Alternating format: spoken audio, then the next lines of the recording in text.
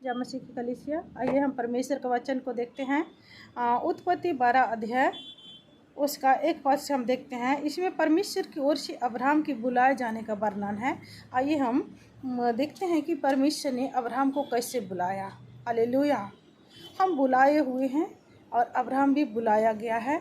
और अब्राहम ने परमेश्वर को कैसे बुलाया, अब्राहम को परमेश्वर ने क्या कहा, आइए हम देखते हैं। यहोवा ने अब्राहम से कहा, अपने देश और अपने कुटुंब और अपने पिता और घर को छोड़कर उस देश में चला जा जो मैं तुझे दिखाऊंगा। हालेलुया। परमेश्वर ने क्या किया, अब्राहम को उसने कहा कि जो देश मैं तुम्हें दिखाऊंगा उसमें तू बस जाना। हालेलुया।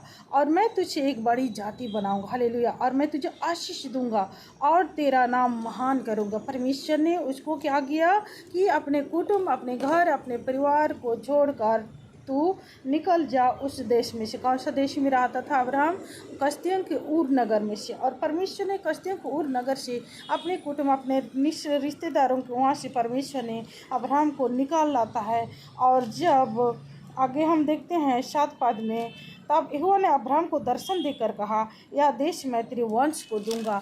जब अब्राहम कनान देश में से होकर जा रहा था तो परमेश्वर ने अब्राहम से कहा, यह देश मैं तुम्हें दूंगा। हालेलुया। और वहाँ के लिए उसने जब कनान देश में जा रहा था तो वहाँ परमेश्वर ने जहाँ दर्शन दिया वहाँ उसने विधि बनाई। उसके बाद यहाँ पर हम 15 में देखते हैं। 15 में तब यहोवा ने 15 का 7 में देखते हैं उत्पत्ति। तब उसने उनसे कहा, मैं वही यहोवा हूँ जो तुझे कसदियों के ऊर नगर से बाहर ले आया हूँ। क्यों लेके आया हूँ? परमेश्वर क्या कह रहा है, मैंने क्यों उस देश से तुझे निकाल लाया है, ताकि तू उस देश का अधिकारी हो जा, इसलिए मैंने तुझे उस देश में से निकाल लाया है। परमेश्वर ने कहा। और उसने कहा, हे प्रभु यहोवा, मैं कैसे जानूं कि मैं इसका अधिकारी होऊंगा? हालेलुया। अब्राहम कहता है परमेश्वर से कि मैं कैसे जानूंगा कि मैं उस देश का अधिकारी होऊंगा। तो परमेश्वर ने उससे क्या कहा, मेरे लिए उसने एक विधि बनाकर उसमें कुछ उसने बलिदान करने को कहता है। और तब फिर जब बलिदान चढ़ा लेता है तब वो जो जब घोर अंधेरा, अत्यंत भय और महा अंधकार छा लेता है, तब परमेश्वर फिर से अब्राहम को दर्शन में वो फिर कहता है। तब यहोवा ने अब्राहम से कहा, 15 का 13 में, तब यहोवा ने अब्राहम से कहा, या निश्चय जान कि तेरे वंश पराए देश में परदेशी होकर रहेंगे। जो देश पहले तो परमेश्वर ने उसको निकाल लाया और उस देश में से होकर जब जा रहा था कनान में से, तो परमेश्वर ने उससे कहा, यह देश मैं तुम्हें दूंगा। फिर जब परमेश्वर ने उससे कहा, तब यहोवा ने अब्राहम से कहा, यह निश्चय जान कि तेरे वंश पराए देश में परदेशी होकर रहेंगे और उस देश के लोगों के दास हो जाएंगे। परमेश्वर कह रहा है कि जिस देश में वो पराए देश मतलब परदेशी होकर रहेंगे, जिस देश में वो दास हो जाएंगे, और वे उनको क्या करेंगे, 400 वर्ष तक दुख देंगे तेरे संतान को। अब्राहम से परमेश्वर बात कर रहा है कि तेरे जो संतान है वे 400 वर्ष के लिए एक पराये देश में वो दास हो जाएंगे, और उस देश में रहते हुए उस देश के लोग उन पर क्या करेंगे, अंधेरा अत्याचार करेंगे। परंतु आगे परमेश्वर क्या कहता है, फिर मैं जो उस देश के लोगों को, जो तेरे वंश को दुख देगा, जिस देश में तेरे लोग परदेशी होकर रहेंगे, उस देश के लोगों को मैं दंड दूंगा, कहता परमेश्वर। फिर जिस देश के वे दास होंगे उसको मैं दंड दूंगा, और उसके पश्चात वे बड़ा धन लेकर वहाँ से क्या कर जाएंगे, निकल जाएंगे।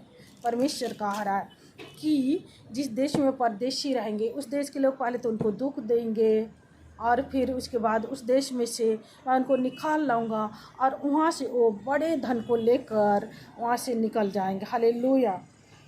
तू तो अपने पितरों के साथ क्या हो जाएगा, मिल जाएगा, मिट्टी में मिल जाएगा, और पीढ़ी पीढ़ी में या फिर चौथी पीढ़ी में फिर ये लोग लौट के आएंगे। कौन लोग? अब्राहम के वंशज 400 वर्ष तक उस देश में, पराये देश में वो दास होंगे, और वहाँ से चौथी पीढ़ी में लौट के आएंगे। परमेश्वर ने अब्राहम से कहा रहा है, क्योंकि अब तक एमोरियों का अधर्म पूरा नहीं हुआ है। मोरियों को दंड देने के लिए। परमेश्वर योजना बनाता है, जो भी दुख सहनी पड़ती है प्रभु के लोगों को, उसके पीछे भी एक परमेश्वर की योजना रहती है। और इसलिए परमेश्वर कहता है जो परमेश्वर से प्रेम करते हैं उनके लिए सारी बातें मिलकर भलाई ही को परमेश्वर उत्पन्न करता है। तो यहाँ परमेश्वर ने योजना बनाई ही है एक जाति को दुख देने के लिए। और इसलिए आगे परमेश्वर का वचन कहता है, इस दिन यहोवा ने अब्राहम के साथ यह वाचा बांधी कि मिस्र से लेकर महानद के परत नाम बड़े महानद तक जितना देश है, दो अन्य जातियों का देश, मैं तेरे वंश को दूंगा। परमेश्वर ने वाचा बांधी है, हालेलुया, वाचा बांधी, हालेलुया, हालेलुया। उसके बाद फिर परमेश्वर सर्वशक्तिमान प्रभु परमेश्वर अब्राहम से बात करता है, वाचा बांधता है। परमेश्वर ने वाचा बांधी है अब्राहम से कि मैं तेरे वंश को अत्यंत बढ़ाऊंगा। और इसमें 17 का 7 पद में कहता है, मैं तेरे साथ और तेरे पश्चात तेरे पीढ़ी पीढ़ी तक तेरे वंश के साथ भी इस आशय से कि युग युग की वाचा बांधता हूँ। और परमेश्वर ने युग युग के लिए वाचा बांधी। और कौन सी वाचा बांधी परमेश्वर ने यह वाचा बांधी कि मैं तेरे पश्चात तेरे वंश का भी परमेश्वर रहूँगा। मैं तुझको और तेरे पश्चात तेरे वंश को भी यह सारा देश कनान देश को दूंगा जो आज का इजराइल है, हालेलुया।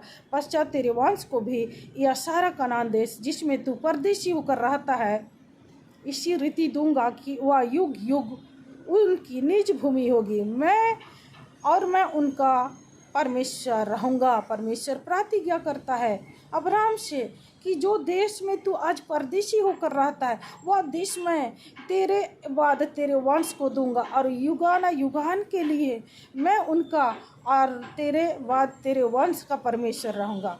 और परमेश्वर ने अपनी उस वाचा को पूरा भी किया।